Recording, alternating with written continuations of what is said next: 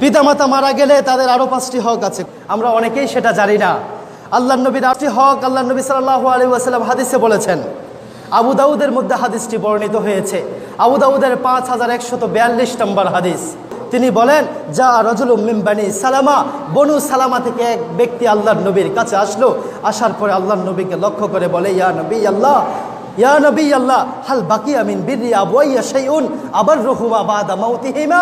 আল্লাহর নবী, আমার মাও নাই বাবাও নাই, মাও মারা গেছে বাবাও মারা গেছে। আল্লাহর নবী, মা আর বাবার কি কোনো হক বাকি আছে কিনা তারা মরে যাওয়ার পরে? তো আল্লাহর নবী বললেন, নাম, হ্যাঁ, মা বাবা যদি মরে যায় তোমার দায়িত্ব শেষ হয় না, আরও 5টি হক তোমার উপর আছে। আল্লাহর নবী বললেন, আসসালাতু আলাইহিমা ওয়াল ইস্তিগফারু লাহুমা ওয়া ইনফাজু আহাদিহিমা ওয়া ইকরামু সাদিকিহিমা ওয়াসিলাতুল বিররিল্লাতি লা তুসালু ইল্লা বিহিমা। আল্লাহর নবী আরও 5টি হকের কথা বলেছেন। আল্লাহর নবী বলছেন 5টি হক আরও আছে। প্রথম নাম্বার হক হলো আসসালাতু আলাইহিমা, পিতামাতার জন্য দোয়া করা। কি করা? আজকে লক্ষ্য করেন, আপনারা এলাকার হুজুর নিয়ে আসতে হবে না, আপনি আপনার রবের কাছে বলেন, রব্বির হামহুমা কামা রব্বায়ানি সগীরা, রব্বির হামহুমা কামা রব্বায়ানি সগীরা। সূরা ইসরার 24 নম্বর আয়াত। আল্লাহর কাছে বলেন, আল্লাহ, আমার মাকে আপনি ক্ষমা করেন, আমার বাবাকে আপনি ক্ষমা করে দেন। তো এটাই হবে সবচেয়ে বড় দোয়া। আল্লাহর নবী বলছেন, মা বাবা মারা গেলে প্রথম হক হচ্ছে আসসালাতু আলাইহিমা, তাদের জন্য দোয়া করতে হবে। কি করতে হবে? আজ থেকে আমরা যারা মাকে হারিয়েছি, বাবাকে হারিয়েছি, আমরা দোয়া করবো তো ইনশাল্লাহ। ছোট্ট কাজ, প্রতিদান অনেক বেশি। আপনার ছোট্ট দোয়ার বদৌলতে আপনার মাকে যদি ফেরেশতারা আগুনে জ্বালানো বন্ধ করে দেন, বলেন তো এর চেয়ে বড় প্রাপ্তি আর কিছু হবে? হবে না। আপনি দোয়া করবেন, আল্লাহ, আমার মাকে মাফ করে দেন। প্রথম নাম্বার হক হচ্ছে আসসালাতু আলাইহিমা, তাদের জন্য দোয়া করতে হবে। দ্বিতীয় নাম্বার হক হচ্ছে ওয়াল ইস্তিগফারু লাহুমা, দ্বিতীয় নাম্বার হক হচ্ছে তাদের জন্য ক্ষমা চাইতে হবে। কি চাইতে হবে? লক্ষ্য করেন, কি চাইতে হবে? তাদের জন্য ক্ষমা চাইতে হবে। তাদের জন্য আল্লাহর কাছে ক্ষমা চাইবেন। আল্লাহর কাছে ক্ষমা চাওয়ার অনেকগুলো মাধ্যম। আমরা 1টি টাকা, কত টাকা? 1 টাকা। আমার মা বাবা তো অনেক জিনিস আমাদের জন্য করেছেন। মা বাবার জন্য প্রত্যেক দিন 1 টাকা করে আমরা একটা ছোট্ট বক্স রাখবো। ওই যে দান বক্স আছে না, টাকা জমানোর ব্যাংক আছে না, 1 টাকা করে প্রত্যেক দিন রেখে দেব। 1 টাকা আমার মা বাবার জন্য। কত টাকা? তো 8 আনা মায়ের জন্য, 8 আনা বাবার জন্য। এই 1 টাকার কারণে আপনার মা বাবার আযাব আল্লাহ আপনার মাফ করে দিতে পারে।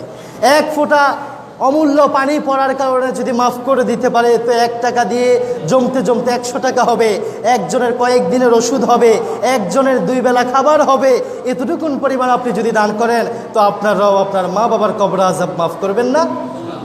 আল্লাহ রাব্বুল আলামিন আমাদেরকে তাদের জন্য ক্ষমার যে সমস্ত মাধ্যম আছে সেগুলো প্রয়োগের তৌফিক দেন।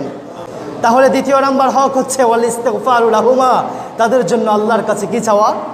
ক্ষমা চাওয়া।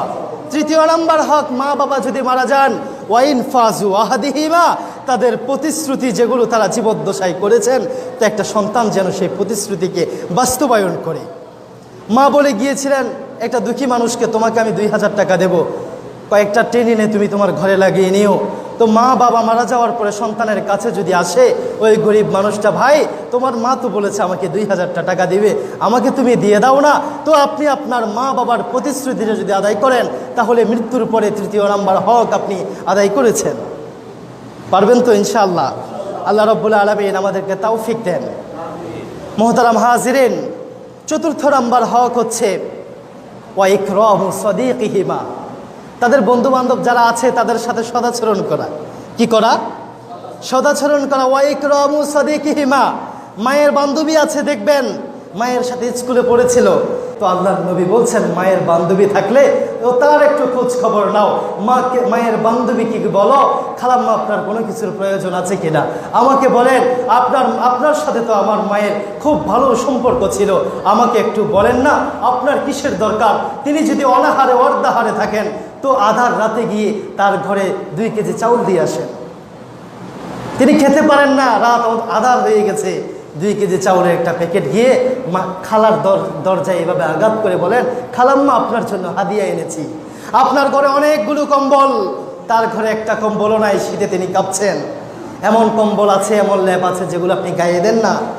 তো খালাম্মার ঘরে গিয়ে বলেন, খালাম্মা এই ল্যাপটা আপনি গায়ে দেন। বস্ত্রের মাধ্যমে শীত নিবারণ হলে তো তো আল্লাহ রব্বুল আলামিন কাল কিয়ামতে আপনার আযাব আপনার থেকে এভাবে হটিয়ে দেবেন। আল্লাহ রব্বুল আলামিন তাদের খোঁজ খবর নেওয়ার তৌফিক দেন। ওয়া ইকরাম সাদিকিহিমা, বাবা মারা গেছে, বাবার বন্ধুরা আছে এখনো বৃদ্ধ, আপনি খুব জোরে হুন্ডা চালান, তাদের সামনে দেখলে হুন্ডাটাকে স্লো করে ফেলেন।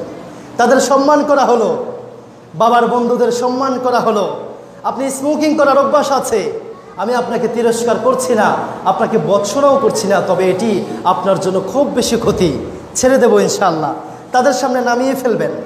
মোবাইলে কথা বলছেন, আপনার বাবার বন্ধু হেঁটে যাচ্ছে, ফোনটাকে 10 সেকেন্ডের জন্য নামিয়ে ফেলবেন, তাকে সালাম দিয়ে আবার কথা বলবেন। কথাগুলো পারবো তো ইনশাআল্লাহ আমাদের বাস্তবিক জীবনে প্রয়োগ